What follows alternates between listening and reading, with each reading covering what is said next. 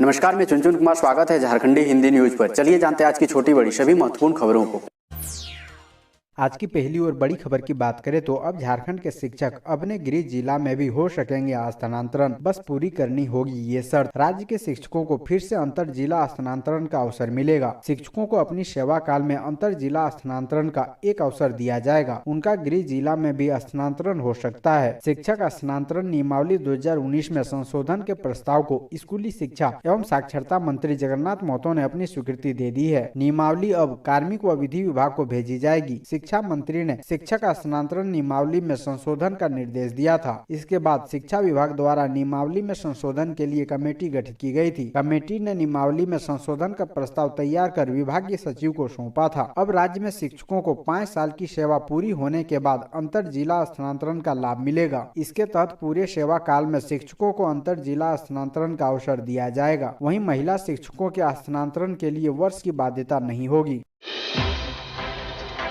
अगली बड़ी खबर की बात करें तो झारखंड हाईकोर्ट का निर्देश, सांसदों विधायकों से जुड़े मुकदमों में गवाही के बाद 3 महीने में हो फैसला। झारखंड उच्च न्यायालय ने बुधवार को जनप्रतिनिधियों से जुड़े मामलों पर एक बड़ा निर्देश दिया है। हाईकोर्ट ने निर्देश दिया है कि सांसदों और विधायकों के खिलाफ चल रहे जिन भी मामलों में सुनवाई पूरी हो चुकी है और मामला सुनवाई के लिए रखा गया है, ऐसे मामलों में 3 माह के अंदर सुनवाई को पूरी की जाए। झारखंड हाईकोर्ट ने निर्देश उन मुकदमों की स्थिति पर सुनवाई करते हुए दिया गया जिसमें आरोपी सांसद या विधायक हैं। सांसदों और विधायकों के खिलाफ दर्ज मुकदमों की स्थिति पर सुनवाई करते हुए झारखंड हाईकोर्ट के मुख्य न्यायाधीश डॉक्टर रवि रंजन और न्यायमूर्ति एस.एन. प्रसाद की खंडपीठ ने यह निर्देश दिया है।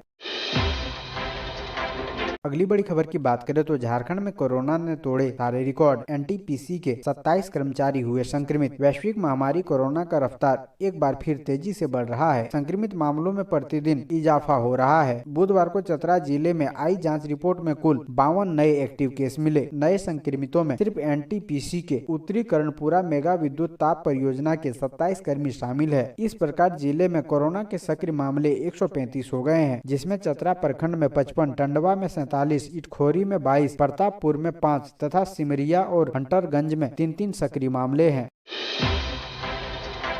अगली बड़ी खबर की बात करें तो पाकुड़ सड़क हादसे में साहिबगंज के सभी 7 मृतकों के परिजनों को मिला 1-1 लाख रुपए मुआवजा। झारखंड के पाकुड़ जिले के अमड़ापाड़ा में घने कोहरे की वजह से बुधवार को बस और गैस सिलेंडर से लदे ट्रक के बीच आमने सामने की टक्कर में 17 लोगों की मौत मामले में साहिबगंज के 7 मृतकों के परिजनों को गुरुवार को 1-1 लाख रुपए मुआवजा दिया गया। ग्रामीण विकास मंत्री आलमगीर आलम समेत अन्य प्रतिनिधि ने मृतकों के आश्रितों को मुआवजा राशि दी। आपको बता दें कि मृतकों में 16 झारखंड के और एक मृतक बंगाल का था।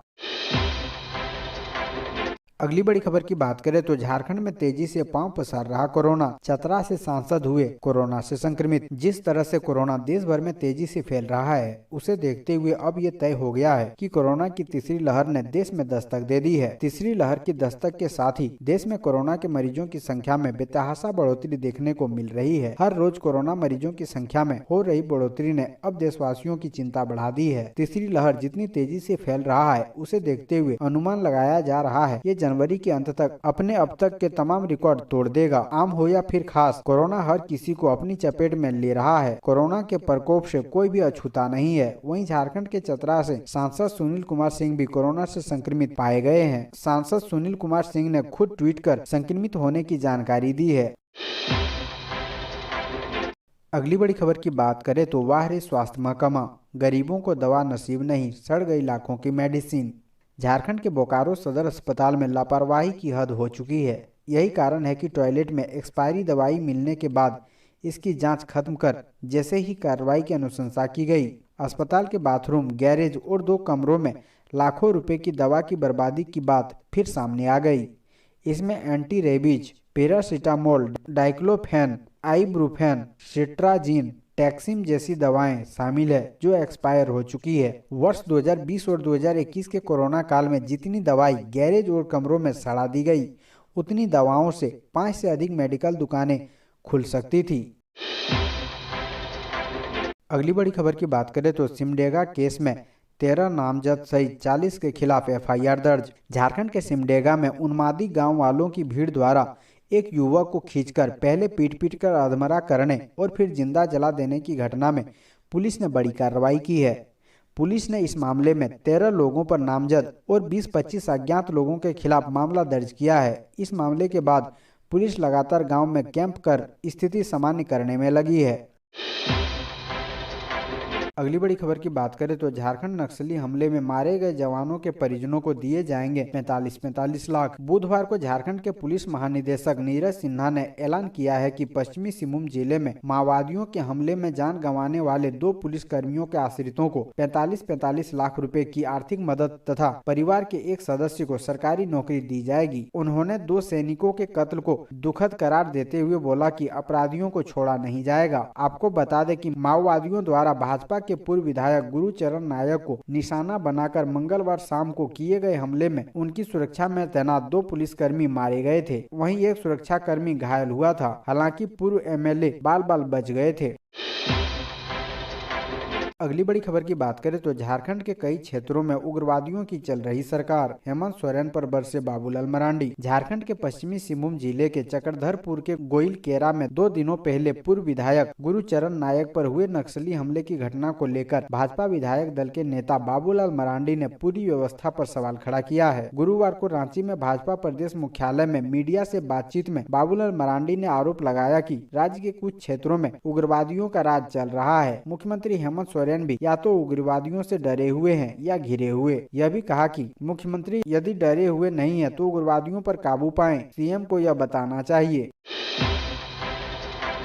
अगली बड़ी खबर की बात करें तो बोकारो में डबल मर्डर से सनसनी। बाबूलाल मरांडी बोले झारखंड में चरमरा गई है कानून व्यवस्था। झारखंड में अपराध का ग्राफ लगातार बढ़ रहा है। ताजा मामला बोकारो जिले के चास मुसफिल थाना क्षेत्र के बिजुलिया गांव का है, जहां राशन दुकानदार और उनके साथ सो रहे मजदूर की धारदार हथियार से हत्या कर दी गई है। मामले की जानकारी सुबह उस समय हुई जब दुकानदार की पत्नी सुबह के वक्त दुकान पहुंची। मृतक की पत्नी का शोर सुनकर गाँव के लोग मौके पर पहुंचे, जिसके बाद पुलिस को सूचना दी गई। अब इसी मामले को लेकर झारखंड के पूर्व मुख्यमंत्री बाबूलाल मरांडी ने हेमंत सरकार पर निशाना साधा है। बाबूलाल मरांडी ने ट्वीट कर कहा है कि बोकारो के चास में एक अधेड़ और एक वृद्ध व्यक्ति की नृशंस हत्या कर दी गई है। झारखंड में कानून व्यवस्था बिल्कुल चरमरा गई है। जनप्रतिनिधि, पुलिस और आम आदमी आए दिन अपराधियों के निशाने पर है। कानून व्यवस्था संभाल पाने में अक्षम हेमंत सोरेन अपराधियों को लीज पर राज्य दे रखा है।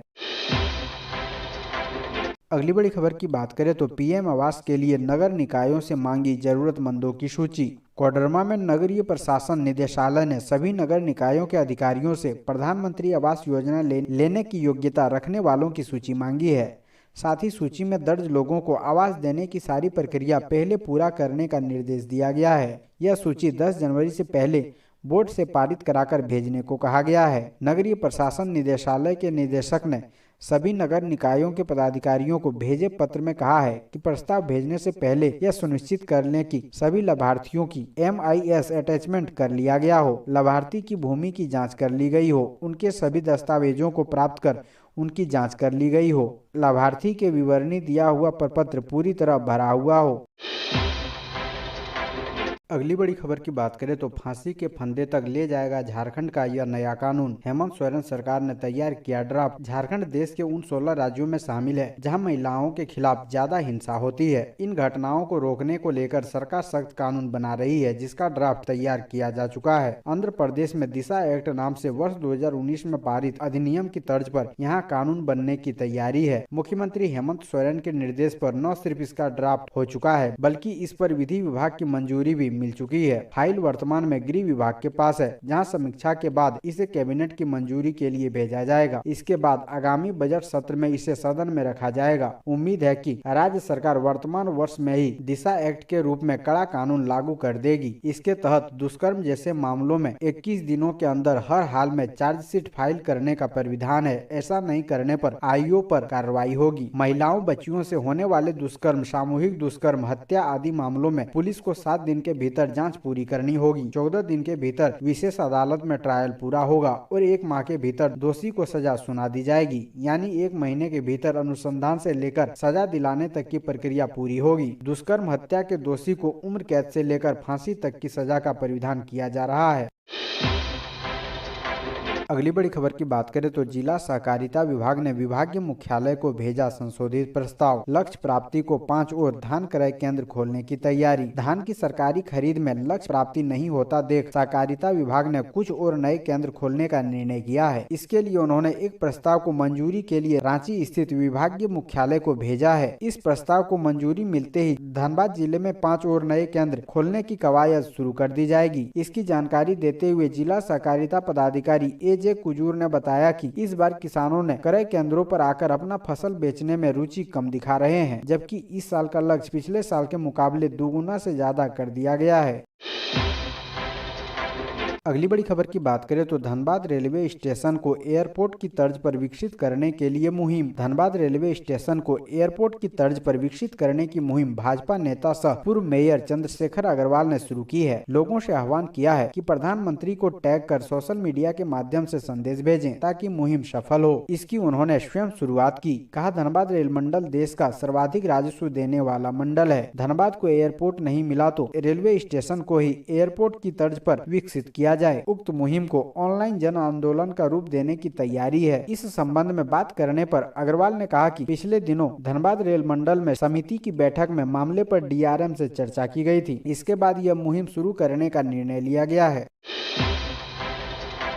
अगली बड़ी खबर की बात करें तो कांग्रेस विधायक का विवादित बयान। हिंदुस्तान में खतरा है तो पाकिस्तान चले जाएं। इरफान अंसारी ने कहा, हिंदुस्तान में खतरा है तो पाकिस्तान चले जाएं। पंजाब में प्रधानमंत्री की सुरक्षा में हुई भारी चूक पर झारखंड के जामताड़ा से कांग्रेस विधायक इरफान अंसारी का विवादित बयान सामने आया है, जिसमें इरफान अंसारी ने कहा है कि प्रधानमंत्री को यदि हिंदुस्तान में खतरा है तो वो पाकिस्तान चले जाएं। पंजाबियों को बेवजह बदनाम किया जा रहा है। इरफान अंसारी यह भी कहते नजर आए कि प्रधानमंत्री के हाथों में सुरक्षा व्यवस्था है, भला उन्हें कौन मारेगा। पंजाब में जाकर पंजाबियों को बदनाम करने का आरोप लगाते हुए इरफान अंसारी ने कहा कि पंजाब पर लग रहे आरोप वे कतई बर्दाश्त नहीं करेंगे। पंजाब में कांग्रेस की सरकार है, इसलिए ऐसा बोल रहे हैं। इरफान अंसारी ने बीजेपी के लोगों को भी हिंदुस्तान छोड़ने की बात कही। इरफान अंसारी ने कहा कि पीएम ने जो ट्वीट किया उसे देखकर यह नहीं लगा कि वे देश के प्रधानमंत्री हैं। देश की जनता ने आपको पीएम बनाया है और वो कह रहे हैं उनके जान को खतरा है, जबकि वहां से पाकिस्तान का बॉर्डर काफी दूर था। हालांकि इरफान अंसारी यह भी कहते दिखे कि पाकिस्तान को औकात नहीं है कि वे प्रधानमंत्री को छू ले।